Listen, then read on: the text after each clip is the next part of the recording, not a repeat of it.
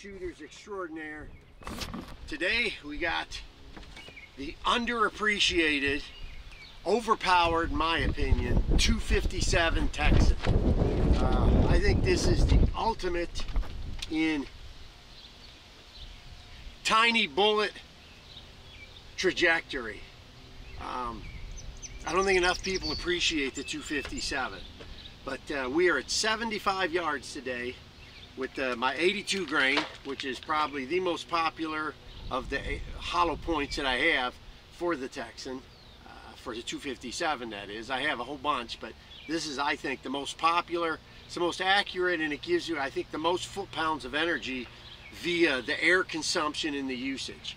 So 3,000 psi fill.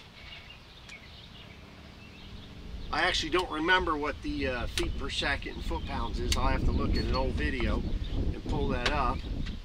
I got the old Svarsky on here. And I got it zoomed in so I can see with my limited vision. The wind is pretty strong. We'll do our best to hold a tight group.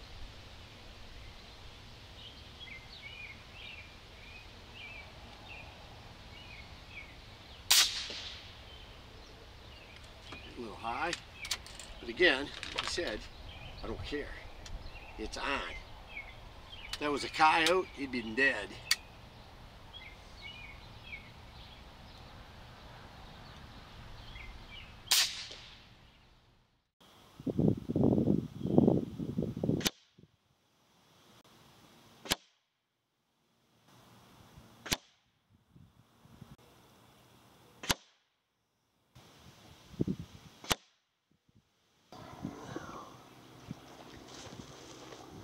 Okay, gents, so this is the 110 grain out of the 257 Texan. So there's 1 through 4 and there's 5. So it's using a good amount of air. I got it really pushing, but 4 shots grouping is wonderful. With 110 grain, it's going to drop quick, so that doesn't surprise me. But that's a sweet, sweet, heavy-duty bullet. Again, we're at 75 yards, gentlemen. I'm liking the Texan 275. I think it's underappreciated.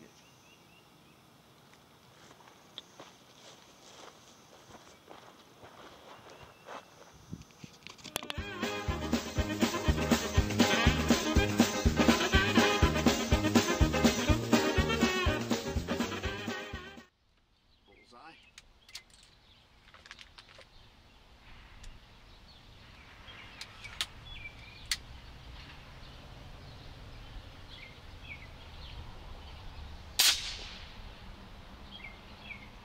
Bullseye.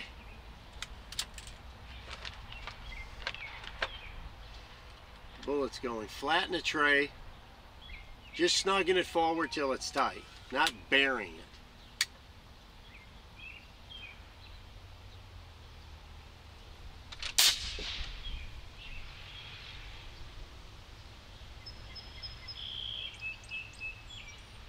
I think we're in the bullseye. Can't see at that distance.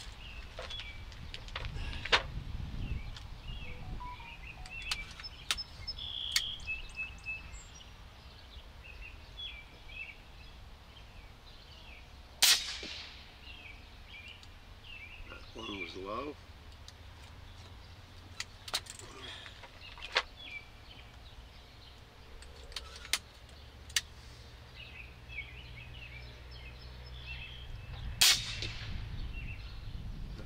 Way out. Wind's hitting me. Excellent. So I'm going to play with the power dial a little bit and see if we can tweak that just a fraction.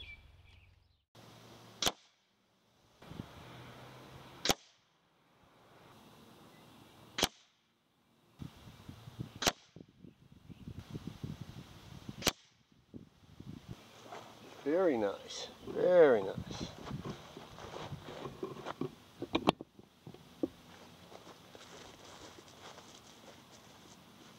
Okay, so this is the 82 grain.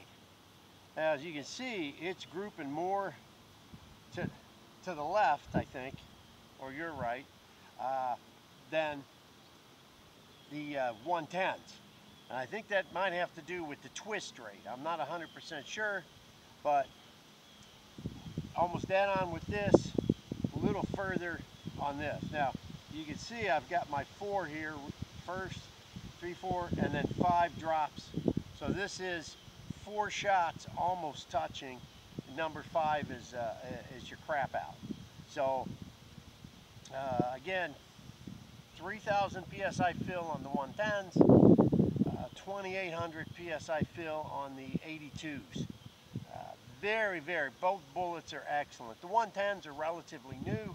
I wanted a little more weight for a little thicker, denser animals to make sure we're really penetrating the vital and getting in that kill zone. So that's it, gentlemen, on the Texan 257. Loving this rifle. Well, once again, we're done. The Texan, as always, did not let me down. Played with the power dial just a fraction. But the 110 grain, that new bullet, is just spot on. The 82 is not bad, following it up. The only big difference I noticed is if you're dead on with one bullet, the other bullet shoots a group, give or take about 1 inch further to the left. I don't know if it's the lands and grooves, the way it's just coming out, air turbulence in the suppressor, I don't know, it's not clipping, but dead on with one, the other is going to have a tight group, but it's going to be over just a bit. And you see that in the videos that I showed. So you know, that's the update on the old Texan 257. Thanks for watching, guys. Like I said, if you're looking for a varmint gun, don't underestimate this Texan. Alrighty, Mr. Hollow Point is out of here. Oh boy, a bench. What a life. Nothing to do but live off the fat of the land. And eat and sleep. Attention! Right shoulder, hands! About! Face! Oh! Attention! Present arms! You dumbbells! Oh,